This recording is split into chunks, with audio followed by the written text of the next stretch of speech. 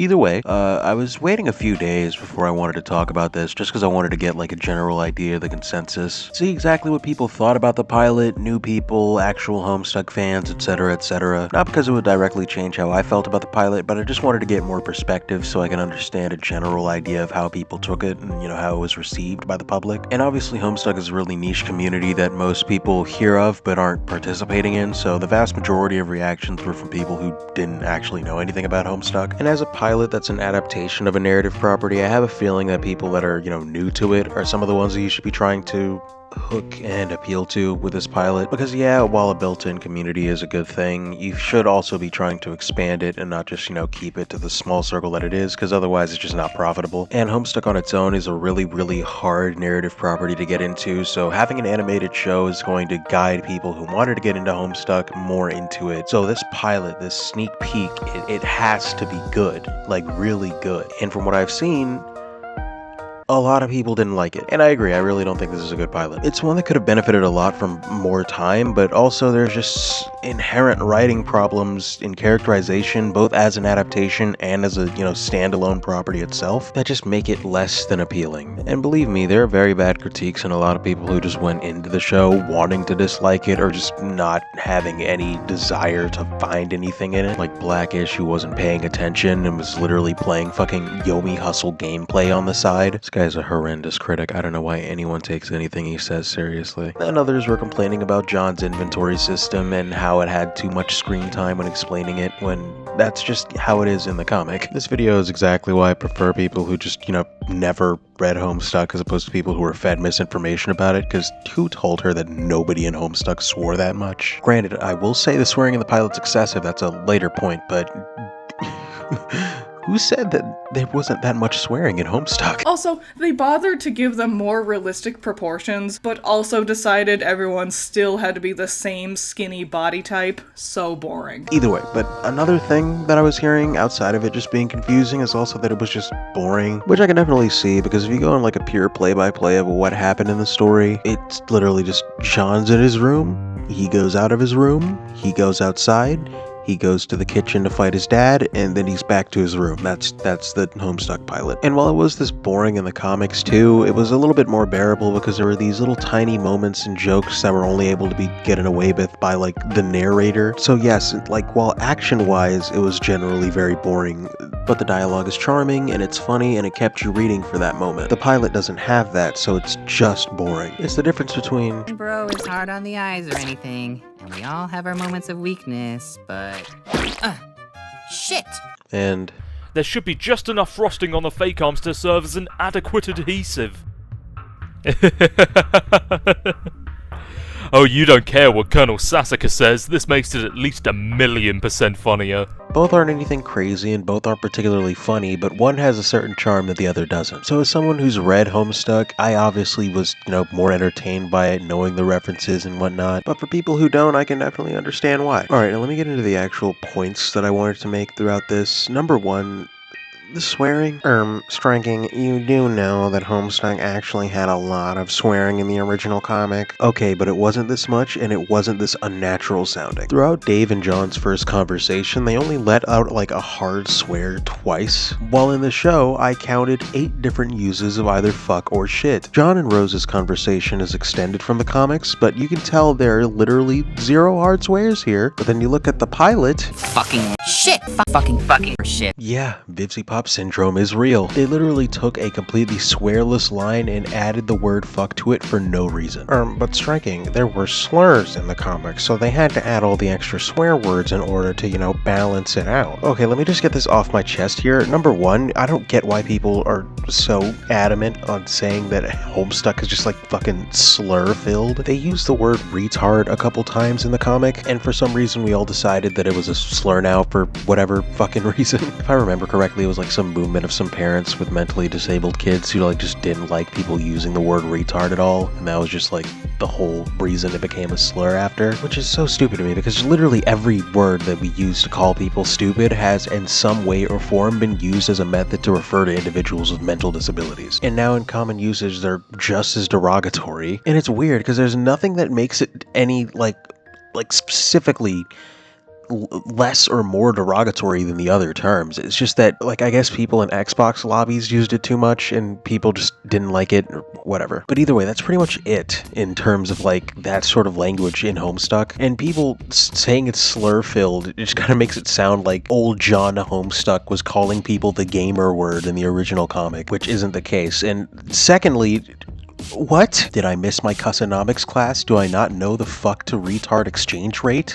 That's not how this works. You don't just swap that out for like 20 different instances of the word fuck. That's not how swearing works. Not only is the quantity of the swears just odd feeling, but also just how the pacing of it and how weird it sounds coming out of certain characters' mouths. I feel like Quite said it best. Toby Fox swears like somebody who doesn't usually have swears in their everyday vocabulary. His swears feel really strained and unnatural, and it just, I don't know, it doesn't sound right. But enough about the swears, let's talk more about the characterization. Jade feels like the only character that was 100% safe from flanderization or character butchering, but John, Rose, and Dave, especially Dave, were completely fucked by this pilot. I'm really sick and tired of people trying to gaslight me into thinking that this is how Dave was supposed to act the entire comic. I get if we just heard him in the comic and just read his dialogue, but we see him, we follow him for several hundred pages, and this is the most nonchalant, emotionless little bastard to ever hit the planet Earth. The only time we even see changes in his neutral expression is when he's in active dismay. While he's introduced physically in Act 2, the first time we see him smiling is in Act 3, and even that was just a slight smirk while talking to Jade. He's very much annoying, and he very much does talk too much in the comic. That's his whole character, that's his thing. He goes on ironic rants half the time, but it wasn't like this. This characterization just makes Dave seem more annoying than he's supposed to be. Dave didn't even tell John happy birthday in the original comic. The first thing he asked about was his presents. Later on, he just kind of pretends to forget that it's John's birthday. He's a chill, ironic, cool guy, not the weird kind of surfer dude stereotype they made him in the pilot. Oh, you guys are confusing Dirk and Dave as characters? Oh, you stupid mother...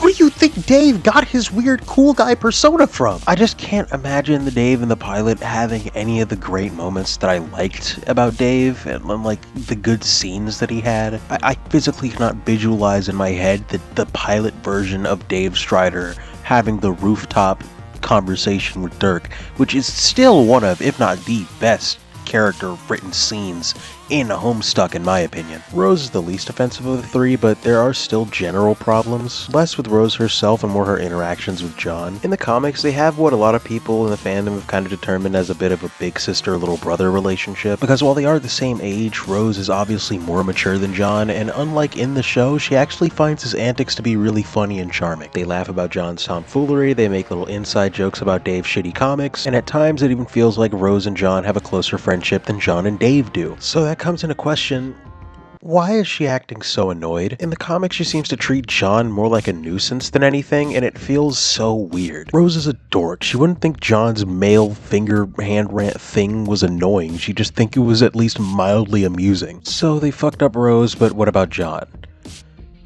They also fucked up John really bad. John is a naive, early 2000s nerd. I don't know why they just kinda have him acting like a grown-ass man. He seems way more jaded sounding than he's supposed to be. He's a complete goofball. Yes, John is just a guy, but in the early points of Homestuck, he's way more silly than the pilot is making him seem. The pilot makes him feel super fucking boring. I mean, yeah, technically he does a lot of the things he does in the comic, but he doesn't do them with the same sort of energy or I guess flair that was provided by the narrator in some of these things. Technically his fake arms got put in the cake, but in the show it's just something he does on accident. In the comics he does it because he thinks it's fucking hilarious. Technically he burns the Game Bro magazine, but in the show he just kind of does it on a whim for no reason. In the comic, the whole reason he even picks up the Game Bro magazine is to watch it burn later with glee. Technically, he puts the arms on the doll, but in the pilot, it just seems like he's doing it for no reason, while in the comic, he just thinks it's hilarious and is cackling like an idiot while doing it. I feel like they were just marking off things that happen in the comic without actually, keeping the charm or reason they happened in the original. So they just make John feel so fucking lame. You don't get the sense that he's a prankster who likes movies or wants to be a magician, because he doesn't show that at all in the pilot. He's just a guy who's there and does stuff. And it makes it seem like John really hates his dad for some reason. In the comic, John loves his dad. He just thinks he's a bit of a weirdo. They don't really mention the reason why John is avoiding his dad. They just say that he is, and I feel like this is, part of the reason for the confusion. John just knows that, like him, his dad is a massive prankster, and that if he goes downstairs, his dad is going to occupy hours of his time and prevent him from playing the game. So they fight to either defeat or distract him so he can grab the game. And this is one of the many things that I feel like was so weird about taking out so much dialogue and replacing them with nothing that is equally of importance. Because there was a lot of dialogue and conversations that were cut, and they also just didn't explain a lot of shit. So by the end of it, most people were just confused as to what happened. They never explained that these were supposed to be smoke pellets, so basically nobody understood what happened when the book fell on them and it created this big explosion. What was the purpose of them even adding the meteor if they were just gonna have John continue with the story as normal? Why even have him acknowledge it? It's not even in the original scene. If you were going to have it there, just make John not notice it. Why make this addition that does nothing but make the story worse? There's so many things added and removed for no reason that just make the story worse. So screw it. I'm just gonna go over a general play-by-play of how I personally would have added and rewritten certain conversations in the pilot to both make them fit the narrative material and also keep the important things. Keep the vast majority of the intro the same, including the first initial few seconds of the conversation with Dave, though obviously changed to better fit his personality. Keep in the Little Monsters apple juice reference. In the original comic, it was really good for establishing both the dynamic and the tone of the series. The conversation is simple, but it feels like a natural conversation between two friends chatting about a stupid old movie, and the possibility that Dave could have piss in his apple juice. Also keep in the mention that John wants to rewatch Little Monsters later on. This goes into better phone in the fact that he loves bad movies and making references to them as he does throughout the comics. Taking out John's references to old movies is taking out half of John's dialogue, so this is genuinely a requirement. Yes, references, parodies, and name drops to certain movies or shows are protected in copyright law, so you should be able to do this reasonably. Obviously, you'd have to blur out the posters as seen in the actual show, but still, other than that, you're able to make references and shit like that. So a lot of John's referential humor should be protected by this, and as a result, he should be able to mention this in his conversation with Dave. Like in the comic, Dave should be making fun of John for his stack modus and not really his hammer specibus, mainly because in the comics, it was actually Dave's idea to put the hammer in the stripe specibus and thus give John hammer kind, but then remembers that it's a permanent allocation and thus, kind of admits his fuck up after John ends up being stuck with a hammer kind permanently. Also keep in the fact that Rose has been pestering Dave about the game. This is a clue into the fact that they have a larger friend group and it prepares them for extra characters to be introduced, and the fact that they're more than likely going to be calling John in the future. Also, instead of John just tossing all of his things into his Silodex from his magic chest, he actually prepares to go downstairs by checking it. That way it introduces the disguise, the smoke pellets, and the Colonel Sasker's book, so when these items are later used in the dad fight, it doesn't feel